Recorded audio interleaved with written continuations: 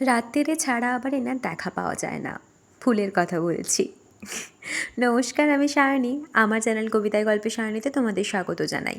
কেমন আছো তোমরা অবশ্যই কমেন্টসে জানিও। আজ সকালে পড়ানো ছিল না, তাই সকালবেলা ঘুম থেকে উঠে কিছুটা পায়চারি করেছি, ফ্রেশ হয়েছি, আর তারপর এক কাপ ব্ল্যাক কফি নিয়ে বসে গেছি। কিন্তু জল তো খাওয়া হয়নি, তাই অগত্যা কাপ নিয়ে বসেই জলটা শেষ করলাম। এরপর যেহেতু আজকে কোথাও যাইনি, তাই হাতের কাছে কয়েকটা জামা কাপড় ছিল যেগুলো একটু গুছিয়ে ঠিকঠাক করে রাখলাম। স্নান সেরে এখানে ফ্রেশ হয়ে নিচ্ছি, তার মাঝে একটুখানি রান্নাবান্না করেছি। ওই যে সমস্ত কিছু ক্যাপচার করার মতন হয় না, যাই হোক। তারপর খাওয়া দাওয়া কমপ্লিট করতে হবে, তাই বসে গেলাম লাঞ্চের জন্য। মা আর আমি বসে বসে অনেকটা সময় ধরে গল্প করতে করতে খাওয়া দাওয়া শেষ করেছি। আর এদিকে আমার মাথায় এসছে যে আজ আমি টমেটো মাখা করব। মাখার জন্য সমস্ত কিছু গোছানোর পর মা নিয়ে এলো ডাবের জল আর তার সাথে শাঁস, তো ওটাও খেয়ে নিলাম। একদম ভেবো না যে আমি করিনি মাখাটা, করেছি।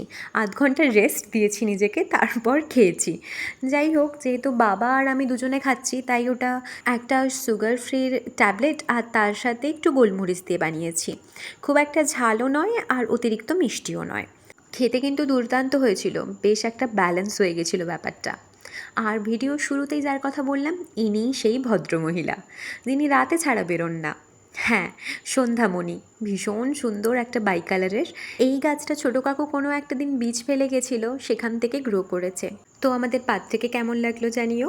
আজকের মতো এলাম।